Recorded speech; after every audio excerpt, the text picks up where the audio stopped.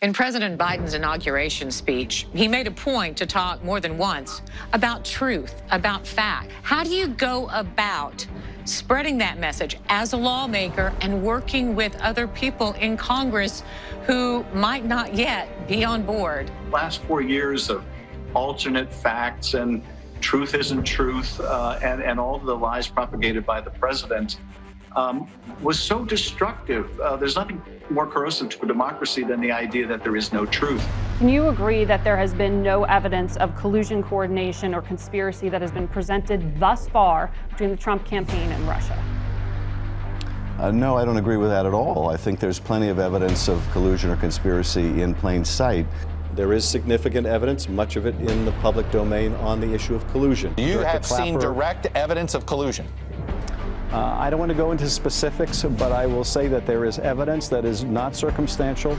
There is circumstantial evidence of collusion. There is circumstantial evidence, certainly, of collusion or coordination. There's also abundant circumstantial evidence. All you have right now is a circumstantial case.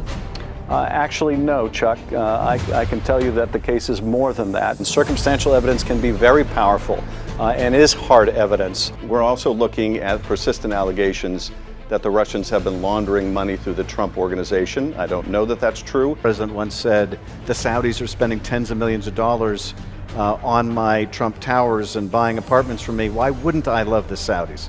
Why wouldn't I love them?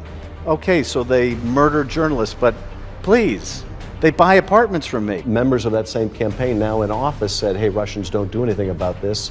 We'll take care of you because we were doing this together. Obviously, that could be part of a broad conspiracy. Do you believe the President of the United States is a Russian asset? He is acting like a person who is compromised. The biggest news from Robert Mueller so far is that there are no new indictments for that underlying any cooperation and conspiracy with the Russians to interfere in our elections. And so what happened on that call?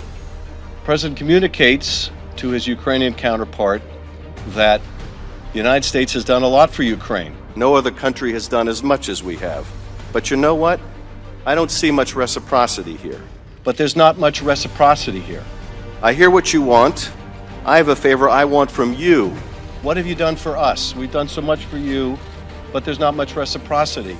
I have a favor I want to ask you. And I'm going to say this only 7 times, so you better listen good. Of course, the favor is to investigate his political rival. You know what I'm asking, and so I'm only going to say this a few more times.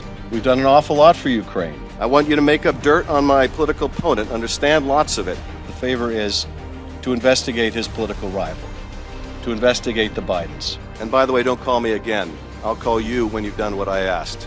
This is how a mafia boss talks. This is, in sum and character, what the president was trying to communicate. Trump could offer Alaska to the Russians in exchange for support in the next election. Members of Congress need to uphold the truth as well. And we need to attack the problem of the dissemination of lies through social media.